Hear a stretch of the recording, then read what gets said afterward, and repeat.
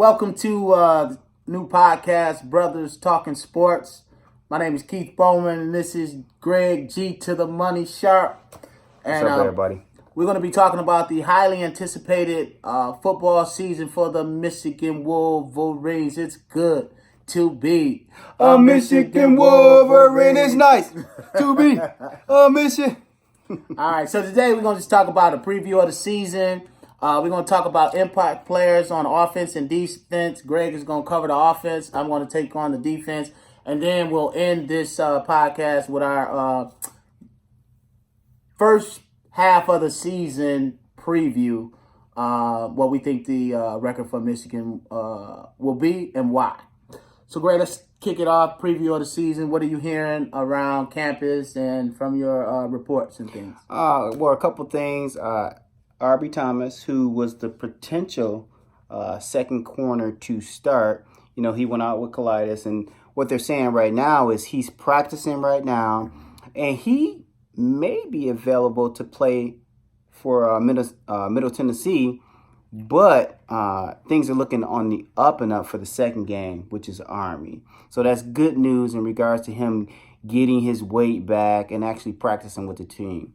Stubert, who got injured, who was battling for the right tackle position, just found out from Jim Harbaugh is that he's going to be out for the season. He had an ACL tear, so he's going to be out for the season. So Mayfield looks like, hey, the job is given to you now. So big man, now it's time to step up and do what you got to do to secure the right tackle spot. Overall, how do you think this year is going to be for Michigan? Overall, do you think they'll be better? Do you think we'll still have some challenges?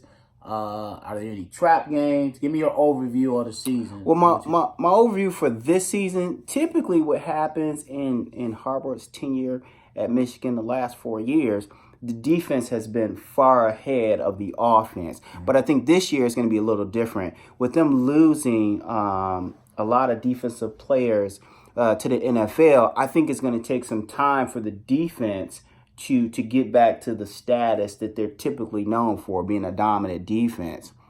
And with that said, I think that's why Jim Harbaugh was so aggressive with getting Josh Gaddis. Okay. He's an offensive-minded individual.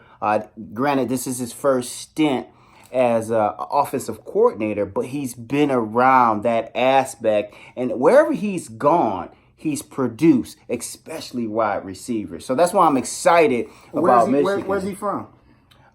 He came from Alabama. Okay, he's from Alabama. He's from Alabama. Didn't. But he's been around.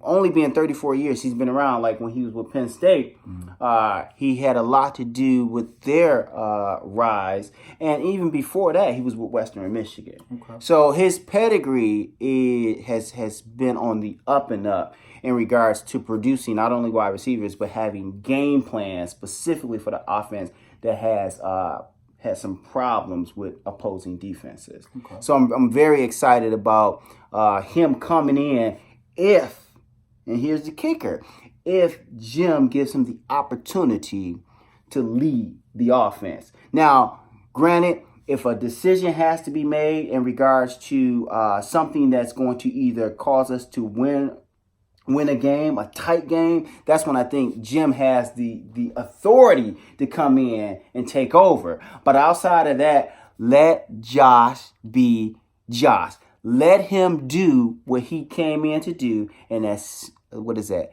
Speed and space. Speed and space. Let's do the speed and space. So I think, back to your point, I think the offense is going to push us with a lot of the wins for this season early. Okay. Until the defense catches up with them and then go from. I think Michigan has enough talent to win the games outside of the conference. Hopefully, around the time we get into Big Ten games, the defense will hopefully be on par with the offense and kind of go from there. So you think the offense is going to be carrying the teams early on in the first half of the season? Correct, which typically has not been our recipe. Right. for success early in the season. So, what about you? I think this is going to be a successful season. I'm excited about the offensive side. I'm excited about, Shea Patterson and his weapons that he have, Donovan Peoples-Jones. I'm excited about the defense. My adage is defense wins championship, and I know with the age of fantasy football, So Clemson's defense won the championship. Clemson defense stopped Alabama, and Alabama's defense could not stop Clemson. So again, I mean, I don't care how many points you put up or try to put up. If your defense stops you, then you're in the game, because Michigan won a lot of games last year because of their defense, and I just hope we could keep that intensity. From what I'm hearing and the reports I read, this defense feels more like a family. They're saying that they lost a lot of key guys to the NFL, and they're ready to step up, next man up. And you were telling me about why this unit this year is feeling more like a family. Why don't you share it with our listeners why you think? Yeah, I read a report that this is the first time in Jim Harbaugh's life where all of his children are here in Michigan. So he's been kind of carrying the baton in regards to family-oriented, just have a family-oriented football team. Okay. So his father stays right next to him. So I think, and it's funny because even with his interviews now, Jim just seems a little more laid back. Before, in the past, he's been kind of, closed-ended answers, seemed somewhat irritated. But this year, it's been different. I mean, go watch some of his interviews. Jim seems lifted, confident, and just eager for the season. So, awesome. So that's a preview. Now we're going to look at some impact players on offense and defense. And again, Greg, G Money is going to take the offense. Okay. And, I'll look at the defense. Garrett, give me some key players this year that we need to be looking at. Well, I got 3 players off the rip. Shea Patterson, Nico Collins, and Ben Bredeson. One of the reasons I picked Shea Patterson is he's the quarterback. Mm-hmm. He had about 2,600 yards last year, 22 touchdowns, and I think about 7 interceptions. And I think now that we have Josh Gaddis, I think Shea is he's a senior. I think he has something to prove this year, and I think this type of offense fits his game. Okay.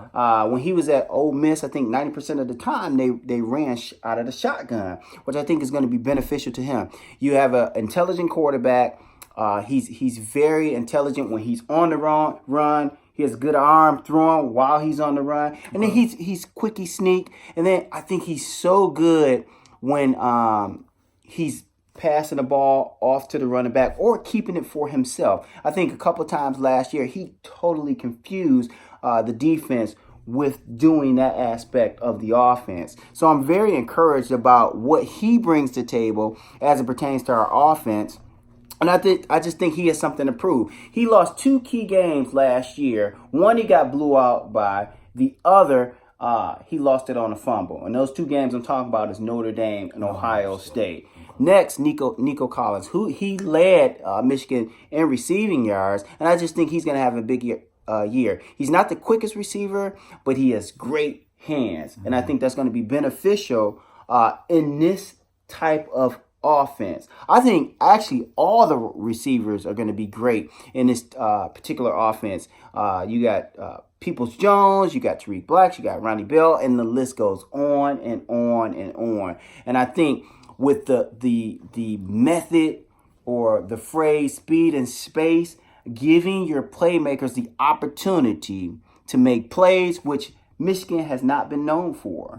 They've been known for I formation, 2 tight ends, and here we are starting something brand new. Now, the thing that I think is an advantage to Michigan is you have a quarterback who has actually ran this system before. Right. And then Michigan last year, I think the offense was like 40% shotgun. So it's not something that's totally brand new.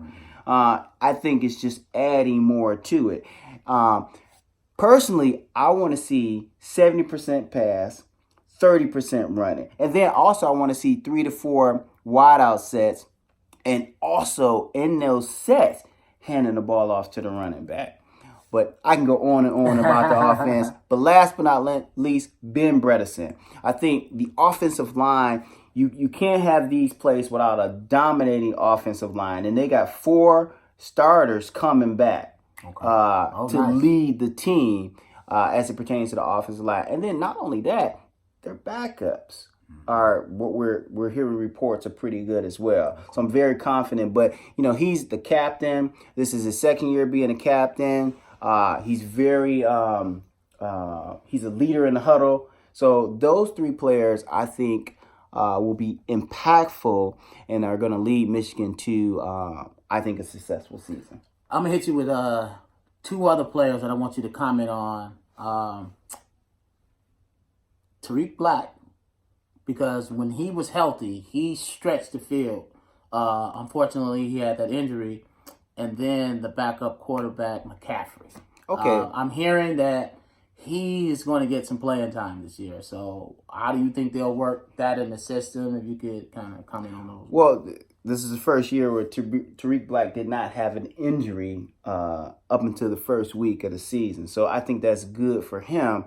And I think he has something to prove. Mm-hmm. Like you said, 2 years ago, he was the go-to receiver prior to him getting injured. So I think he's got something to prove. He's motivated. And I think, like I said with Nico Collins, speed and space, giving him the opportunity to make plays, giving him the opportunity to go against a linebacker, which I think he will have the advantage. So he's motivated this year. I think he's going to do really good. And, hey, he's injury-free. The other player that you were talking about, McCaffrey, I think Jim is throwing some shade here, but I do think McCaffrey will get an opportunity to play. I think this boils down to trying to keep those quarterbacks in-house and giving them an opportunity to play. Not only McCaffrey, but you got Milton too. Yeah. So I think Jim's being smart in this aspect. You got 2 quarterbacks. They can throw, they can run. Why not incorporate them into your offense? My thought process in that is as many things, you throw out as many things as you can to get the defense thinking. And that was my point. I think when you have like a 3-headed monster like that, you really just can't key in on Shea Patterson. You have to prepare yourself for McCaffrey and Milton, who bring other intangibles to the table. So, and it goes back to what we were talking about before. Jim's got to let Josh be Josh. Let him run the offense. And I think if you do that and you give this young man, this young talent, Josh Gaddis, a chance to do his thing, I think Michigan will be successful. So for the defense, Don Brown, again, he's in a familiar situation where he has some key defensive players leaving who have left to go to the NFL. Devin Bush, Chase Winovich, and Rashad Gary, and cornerback David Long. These were critical players in the Michigan defense last year that had them highly ranked. One thing we failed to talk about was that Michigan is bringing in the number 1 recruiting class in the Big Ten. The first time. For the first time since Jim Harbaugh has been here. So one of the players in defense, and I'm going to start with one of those incoming freshmen that I think will get pivotal time, is Daxton Hill. He's one of my impact players who will probably not start initially, but I think eventually he'll get some playing time. He was a 5-star recruit who initially committed to Alabama and then switched to Michigan. So again, with that, wanting to keep him in-house, wanting to keep him happy. These young guys, freshmen, come in, they want to play, they want playing time. It's not like the days in the past where you would come in as a freshman and automatically redshirt and then just kind of learn the system. These guys come in ready to play, game face on. So staying in the secondary, we have 2 key people in the secondary that's coming back. Number 1, the safety, Josh Metellus. who led the team last year in interceptions.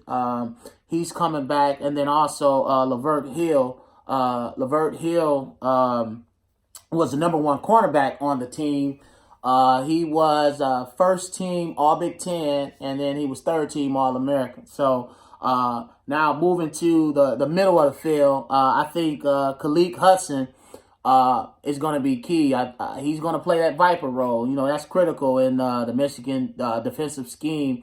Kind of played injured last year. Had some nagging injuries, so the stats weren't there. But in 2017, he had 18 and a half tackles for loss and with 8 sacks. So they're looking for that Hudson to return in 2019. And let me piggyback. I think also something that had to do with Hudson, or I think one thing that affected his game is when he got those penalties and he got kicked out of the game. And I think that affected him. And some of the readings that I did is that he worked on his technique so that he won't get flagged for the illegal hit. So I think that's going to help him this year as well. So I'm excited to see what this training has developed. And then on the defensive line, we're replacing Rashad Gary and Chase Winovich.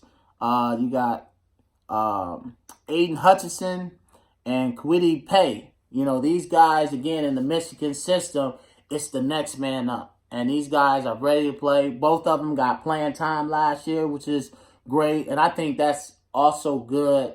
Something that Michigan does. If they're winning a game, they don't keep their starters in. They give their players on the bench an opportunity to get in the game and get some actual live game experience, which is critical. So you don't have a true freshman or a true player stepping on the field for the first time. Everybody, if you're eligible, ends up getting some player time. So the depth of that. One of the things that was commented was that after the loss of the Ohio State game and the Florida game, that the defense needed to get faster. So one of the linebackers, Devin Gill, says that the strength and conditioning coaches, Coach Herb and Coach Rowe, are making the players faster. And that's critical offensively and defense, like you were saying, speed and space, and how the Michigan defense is able to get to the ball and deal with some of those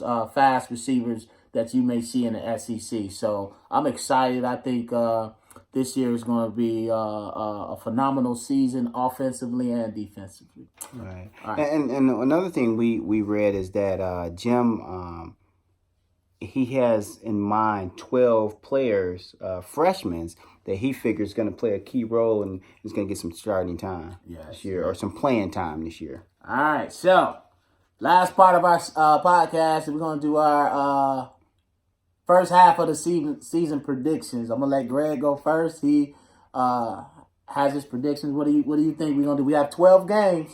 Very tough schedule. We play the number 5, 9th, 15th, 18th, 19th, and 20th ranked teams this season. So, G, what do you think? Well, I actually think last year Michigan went.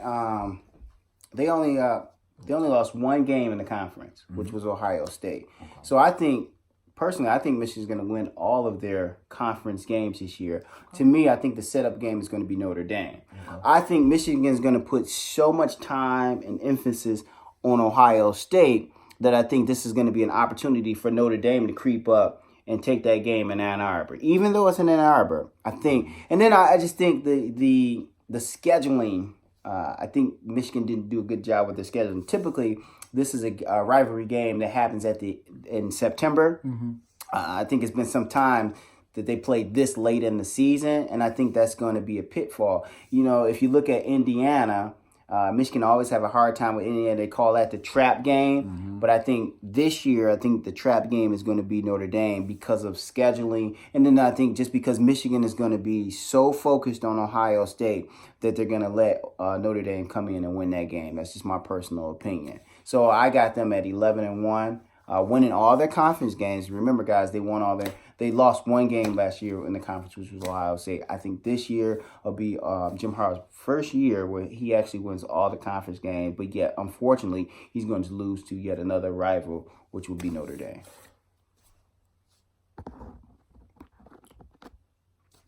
All right. So, quick question. At 11-1, do they get in the national playoffs or no? I'll say this because this is the first half. I'm going to ask you again. So, Right, but I want to know right now.